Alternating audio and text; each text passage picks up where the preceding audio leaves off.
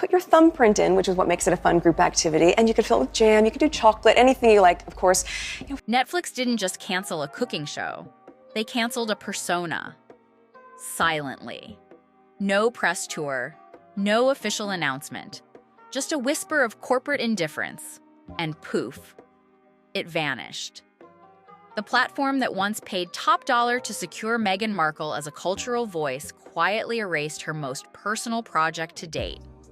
No trailers, no teasers, not even a farewell Instagram story. In Hollywood, where silence is often louder than scandal, that kind of quiet means one thing. You've been benched. And what makes this sting even more? Meghan Markle, the Duchess of Reinvention, didn't see it coming. Not this time. On paper, it sounded perfect.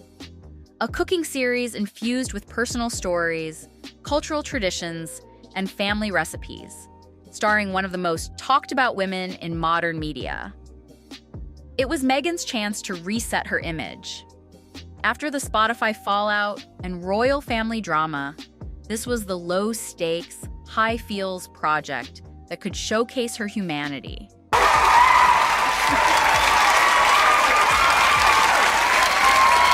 She wasn't trying to change the world anymore. She was just trying to roast a chicken and make some jam. Netflix bought the vision. Executives imagined something in the vein of Stanley Tucci's travelogue meets Oprah's warmth. But when cameras rolled, the authenticity vanished faster than you can say, preheated oven. It didn't feel homey or heartfelt. It felt polished. Too polished. Like a lifestyle shoot trying to pass as vulnerability. From day one, Meghan reportedly ran the set like a duchess hosting a dinner for diplomats. Every frame had to be perfect. Every spoon, every shadow, every strand of hair in place. Crew members whispered that nothing, absolutely nothing, was off-limits to her scrutiny. She allegedly gave notes on the lighting temperature, the camera angles, and even the way a guest smiled while stirring risotto. And it wasn't just creative input. According to insiders, she insisted on being referred to by title, the Duchess, even in casual conversation. A production assistant who accidentally called her Meghan was allegedly pulled aside and corrected. Well, it's a very niche sport. It's very much a sport for very wealthy people. The average person can't afford a polo. Another was dismissed for questioning whether the cookware on display was actually sustainable or just styled to look that way. It became clear this wasn't a cooking show. It was a coronation ceremony, on set, with kale chips. Once Netflix sent early episodes to test audiences, the feedback rolled in. And it wasn't great. One viewer wrote that it felt emotionally manufactured. Another called it a Whole Foods ad with a budget. But the comment that echoed loudest through Netflix HQ, "It's like watching someone pretend to be warm." The show lacked spontaneity. Even the segments meant to feel casual. Meghan casually drizzling honey over toast or laughing with a childhood friend looked rehearsed. Multiple insiders claim those candid moments were shot 3 or 4 times with cue cards off screen. At one point, a laugh had to be dubbed in post. This wasn't soul food. This was focus-grouped food with a serving of image rehab.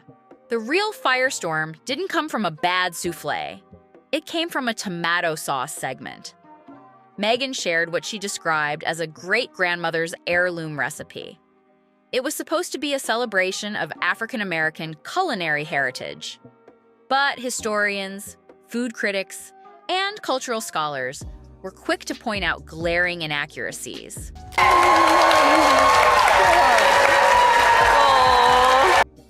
The spices, preparation, and even the narrative didn't match the actual cuisine of the regions she referenced. And once the episode leaked to a small test group, the internet caught on like wildfire. Food historians called it a sloppy, performative attempt at cultural storytelling. Twitter/X exploded with threads pointing out the contradictions. Some labeled it cultural appropriation. Others called it buzzword cuisine. What was meant to be a heartfelt tribute became a headline-generating embarrassment. Netflix wasn't blindsided. They tried to salvage it. Executives sent private memos suggesting changes. More guest dialogue, less narration, and fewer beauty shots of artisanal condiments. Meghan allegedly pushed back, hard. She reportedly saw the feedback as an attempt to mute her voice and undermine her creative vision. Instead of pivoting, she dug in. Sources say she demanded additional filming days, rewrites of entire episodes, and reshoots of scenes where her outfit didn't match the mood of the meal. One high-profile guest chef, rumored to be Padma Lakshmi, withdrew after the first production meeting. What could have been a salvageable concept quickly turned radioactive. At some point, Netflix simply stopped replying. Calls from Meghan's team went unanswered. Emails were ignored. Production schedules mysteriously disappeared. The crew started getting reassigned. Meghan, according to insiders, found out the show was canceled when her assistant received a vague email about the project being paused indefinitely. No statement, no final edit, no explanation. Netflix, already nursing its wounds from the archetype's drama, had made a quiet but firm decision. Better to ghost than go public with a flop. And Meghan? She reportedly responded with fury, firing off messages to executives, demanding accountability, even threatening to escalate. But it was too late. The lights had gone out, and no one was reaching for the dimmer. Once word got out, the internet did what it does best: roast. Headlines rolled in like a culinary apocalypse. From Duchess to disaster, Netflix pulls the plug on Meghan's show. Late-night comedians pounced. Jimmy Fallon joked that Netflix served Meghan Markle's show with a side of, "Please never do that again." And social media? Unforgiving. A viral parody account called Duchess Dishes started posting fake recipes like privilege pie and entitlement enchiladas. TikTok influencers reenacted segments from the show with plastic food and robotic voiceovers. One viral comment nailed the tone. If Gwyneth Paltrow made a cooking show inside an anthropology store and tried to cry about parsley, this would be it. The backlash wasn't just brutal, it was contagious. Pearl, archetypes, the Instagram revival, the jam jars, the staged interviews. There's a pattern here, and people have started noticing. Even longtime allies were backing off. Tyler Perry, who once gave Meghan and Harry refuge in their most vulnerable moment, reportedly declined involvement in future content ventures. Netflix, once bullish on their royal content, had moved on to more stable brands. This wasn't just a failed experiment. It was part of a growing perception. Meghan Markle doesn't just create projects, she suffocates them. What starts as promise ends in performance. And Hollywood, already jaded, is losing patience. As one former producer said anonymously, she doesn't want to tell stories, she wants to control the narrative. And that's not storytelling, that's PR. So what's next? Insiders say Meghan's team is already pitching new projects. Another podcast, a memoir, maybe even a docuseries about motherhood.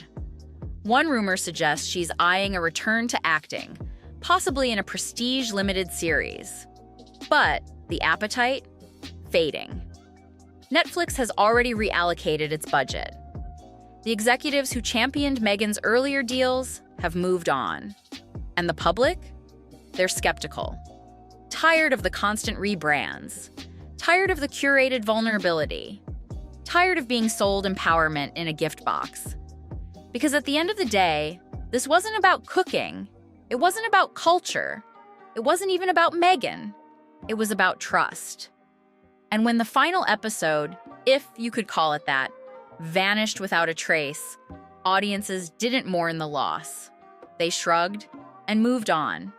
And in the brutal world of streaming and celebrity, that shrug might be the worst fate of all.